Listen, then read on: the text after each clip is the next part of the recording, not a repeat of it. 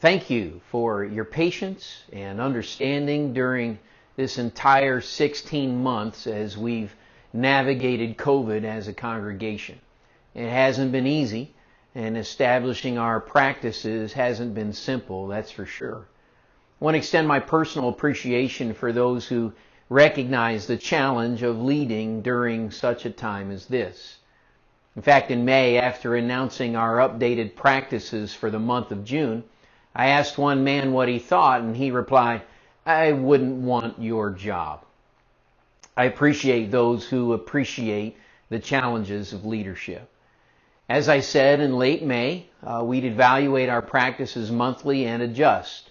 This week, the governor opened Washington completely, with some exceptions, of course. Now, I've read the opening details and then compared actual practices in our city.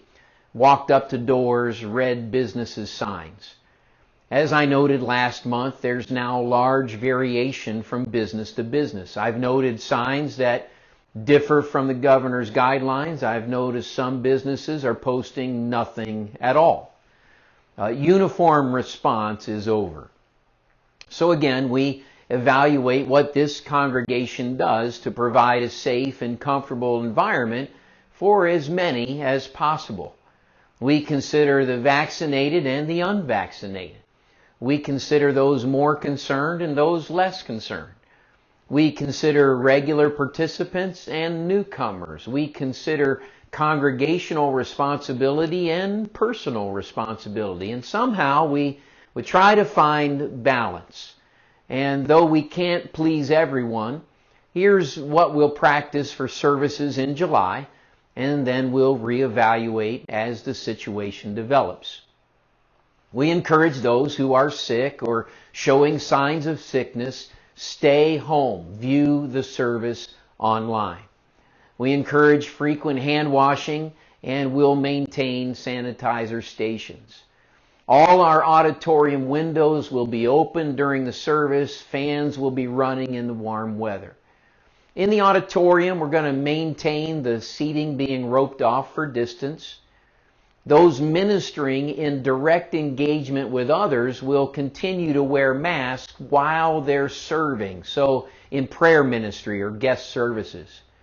As in preschools and school settings, children's ministry will continue to wear masks.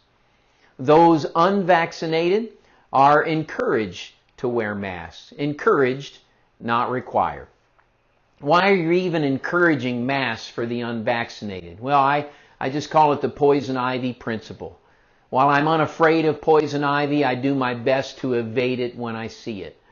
There are times when I'm hiking, for instance, I wander off the trail to see something, take a picture, and I accidentally contact poison ivy. On the other hand, when I hike a trail frequently and I know about areas of concentrated poison ivy, then I use wisdom and steer clear. Indoor congregational singing might be compared to a known concentration of poison ivy. Many people indoors singing boisterously, it increases particles in the air. So we encourage the unvaccinated to wear masks. Arriving, departing, listening to the sermon, these times pose less risk, and so we're not requiring masks. Well, what about distancing? I suggest we be aware of others and that they have different levels of comfort. We can't assume that their comfort is the same as ours or that the reasons for their concerns are the same as ours. For instance, I just learned this. A fully vaccinated person who has a loved one in long-term care.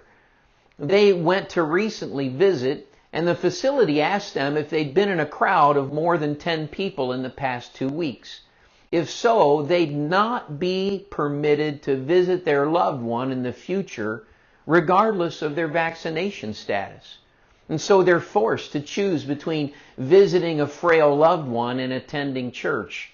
Now, I had no idea of that kind of circumstance. We can't assume others' level of comfort nor their reasoning. So regarding distance, let's remain aware. If you're uncomfortable with someone's nearness, step back. When someone does create more space, don't be offended. People are different. and different people attend this congregation. Well, what about shaking hands and hugging? You know, I like shaking hands, but I went to the fist bump prior to COVID. Hugging? Well, personally, I'm not keen to hug folks outside of my family. But my wife, well, she'll hug anyone within reach. So I surely understand that personal touch is important for many people. But for another few weeks, let's stick to just waving and smiling, at least for July. Then we'll evaluate all of this once again. Thank you for understanding, for your patience, and for your participation.